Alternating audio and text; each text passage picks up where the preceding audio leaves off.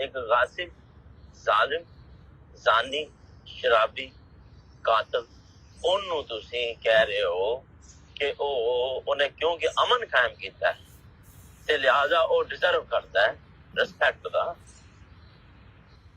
ਇਹ ਮੈਂ ਇਸ ਵਜ੍ਹਾ ਤੋਂ ਵੀ ਇਹ ਗੱਲ ਨਹੀਂ ਕਰ ਸਕਦਾ ਕਿ ਤੁਸੀਂ ਇਸ ਦੁਨੀਆ ਵਿੱਚ ਨਹੀਂ, ਇੱਥੇ ਤਾਂ ਤੁਹਾਡੇ ਕੋਲ ਆਪਸ਼ਨ ਨੇ ਨਾ, ਤੁਹਾਡੇ ਕੋਲ ਇੱਕ ਹੀ ਆਪਸ਼ਨ ਹੈ ਕਿ ਇਸ ਗੱਲ ਤੇ ਮਾਫੀ ਮੰਗ ਲਓ ਅੱਲਾਹ ਕੋਲੋਂ ਵੀ ਤੇ ਜਿਨ੍ਹਾਂ ਦੇ ਮੁਤਲਕ ਬੋਲਿਆ ਜੇ ਉਹਨਾਂ ਦੇ ਮੁਤਲਕ ਵੀ।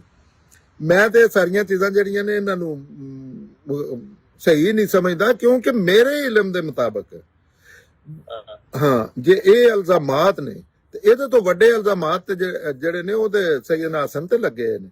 ਇਹ ਤੇ ਮੈਂ ਅੱਗੇ ਗੱਲ ਕੀਤੀ ਹੈ, ਜੇ ਤੁਸੀਂ ਕਦਾਈਓ ਹਿਸਟਰੀ ਬੁੱਕਸ 'ਚ ਹੀ ਪੜ੍ਹ ਰਹੇ ਹੋ ਨਾ,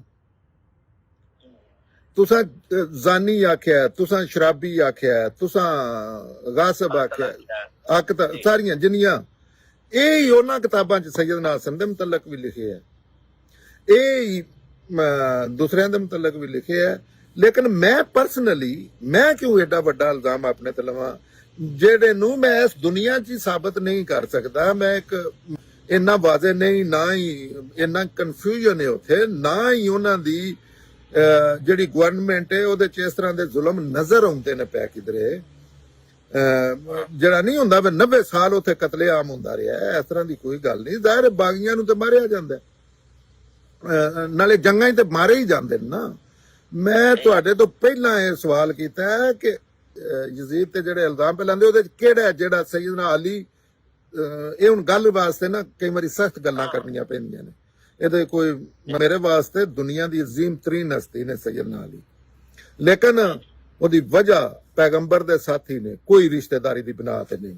ਕਿਉਂਕਿ ਰਿਸ਼ਤੇਦਾਰੀ ਦੀ ਬਿਨਾਹ ਤੇ ਅਗਰ ਮੈਂ ਮੰਨਾਂ ਤੇ ਮੈਨੂੰ ਨੂਹ ਅਲੈਹਿਸਲਾਮ ਦੇ ਬੇਟੇ ਦਾ ਵੀ ਮੰਨਣਾ ਪੈਂਦਾ, ਮੈਨੂੰ ਉਸੇ ਸੈਯਦਨਾ ਅਲੀ ਦੇ ਵਾਲਿਦ ਸਾਹਿਬ ਦਾ ਵੀ ਮੰਨਣਾ ਪੈਂਦਾ ਕਿਉਂਕਿ ਉਹ ਰਸੂਲ ਅੱਲਾ ਦੇ ਚਾਚਾ ਸਨ, ਉਹਨਾਂ ਦੀ ਵੀ ਮੈਨੂੰ ਉਸੇ ਉਹੀ ਲਫ਼ਜ਼ ਬੋਲਣੇ ਪੈਂਦੇ।